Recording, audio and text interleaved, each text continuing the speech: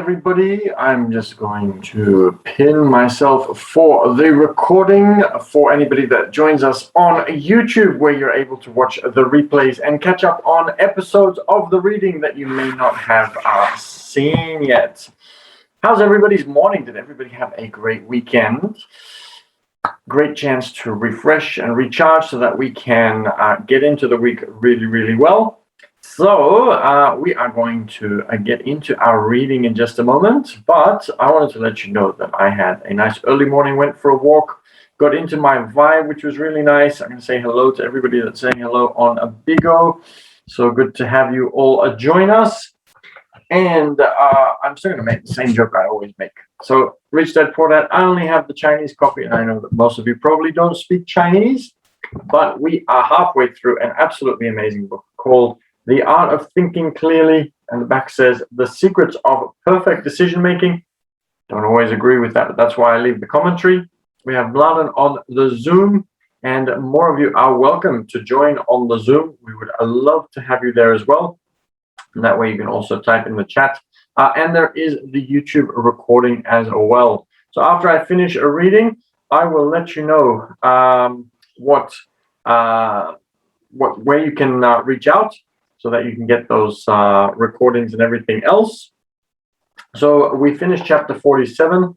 We're up to chapter 48, and this is a nice short one again. Why experience can damage our judgment, the association bias. So let's get into it, because I'm sure we all have lots of amazing things that we want to do after our reading, because we're going to be motivated and ready to reach our goals for the week. Okay, here we go. Kevin has presented his division's results to the company's board on 3 occasions. Each time, things have gone perfectly, and each time he has worn his green polka dot boxer shorts. It's official, he thinks. These are my lucky underpants. The girl in the jewelry store was so stunning that Kevin couldn't help buying the $10,000 engagement ring she showed him. He's admiring the girl in the jewelry shop and buying an engagement ring for somebody else. That's interesting. $10,000 was way over his budget, especially for a second marriage, but for some reason he associated the ring with her and imagined his future wife would be just as dazzling. With buying an engagement ring without being married? Having been married? That's a confusing sentence. Anyhow, each year Kevin goes to the doctor for a checkup. Generally, he's told that for a man of 44, he is still in pretty good shape. Only twice has he left the practice with worrying news. Once the problem was his appendix, which was promptly removed. The other time it was a swollen prostate, which upon further inspection turned out to be a simple inflammation rather than cancer. Of course, on both occasions, Kevin was beside himself with worry when leaving the clinic, and coincidentally, both days were extremely hot. Since then, he's always felt uncomfortable on warm days. If the temperature starts to heat up around one of his checkups, he cancels straight away. Our brain is a connection machine. This is quite practical. If we eat an unknown fruit and feel sick afterwards, we avoid it in future, labeling the plant poisonous or at least unpalatable. This is how knowledge comes to be. However, this method also creates fake knowledge and false knowledge. Russian scientist Ivan Pavlov was the first to conduct research into this phenomenon. His original goal was to measure salivation in dogs. He used a bell to call the dogs to eat, but soon the ringing sound alone was enough to make the dogs salivate. The animal's brains linked 2 functionally unrelated things, the ringing of a bell and the production of saliva. And the reason why this happens is because our brains are nothing more than a software. It is code, it runs through the brain, and it is just signals telling us what to do. So we are very similar to computers. People often don't want to hear that, but we run off software. So input in, something happens on the outside world, we relate it back to everything that's happened to us in the past. Our brain makes a decision based on past experiences, and it will give us an output which determines how we're going to react. Pavlov's method worked equally well with humans. Advertising creates a link between products and emotions. For this reason, you will never see Coke alongside a frowning face or a wrinkly body. Coke people are young, beautiful, and oh so fun, and they appear in clusters not seen in the real world. Quick story about this and how I managed to actually get rid of this for myself. I had a wine label collection. I was young, I liked wine labels, I collected them. put them into hot water, and removed the wine labels. And then I put them into this envelope, and the envelope had a logo on it. And I wasn't thinking about that at all. I took it, I wrote down wine labels on the front, and I put my wine labels in, and the logo was still there. One day we're driving down the road, and I see an advertisement for this company. Now, if there's one thing that I really, really do not like, it is buying new clothes, trying on new clothes, putting on new clothes, having to take the time to try on new clothes. I hate all of that. So we're driving down the road, and I see an advertisement for this company that was on the envelope. And all of a sudden I think, oh, I really want to go there. I should go there. I really need to go there. And the interesting thing is that it was a clothing company, the kind of company that I really was not interested in at all.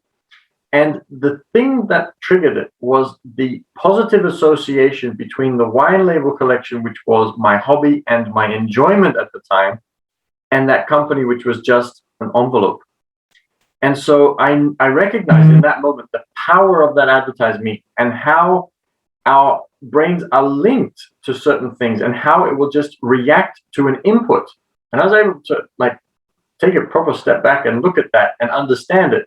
And since then, advertising has never been able to have an effect on me because I've been able to disconnect from it and take that distance and separate myself off. And that experience is also a software program that now makes me very wary of where these feelings of I should do X or Y come from. So it's very, very interesting.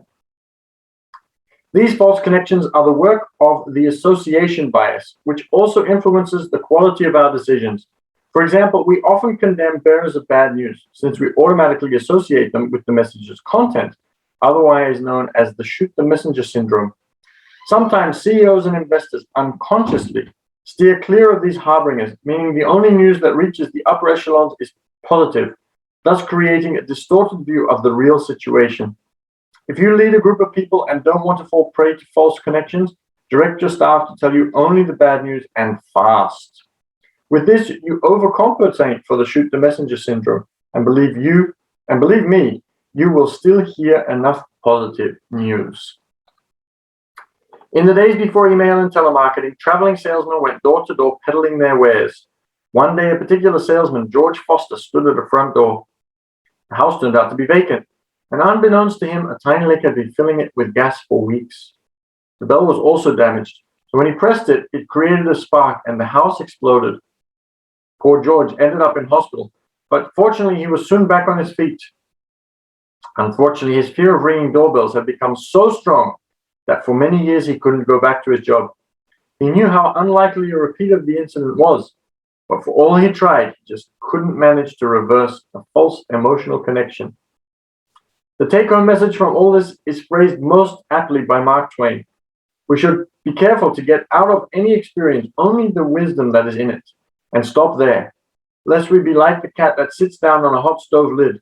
She will never sit down on a hot stove lid again, and that is well, but also she will never sit down on a cold one anymore either.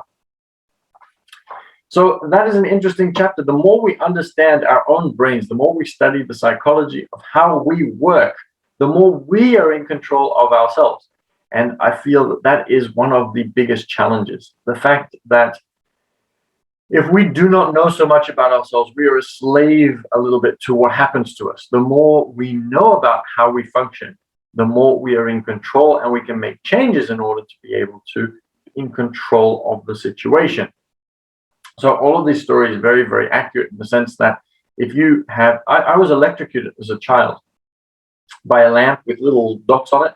And I remember the lamp very, very clearly. And it shorted, and I hit the button, and eventually we cut the cord because it was just a dangerous lamp. It gave me 240 volts.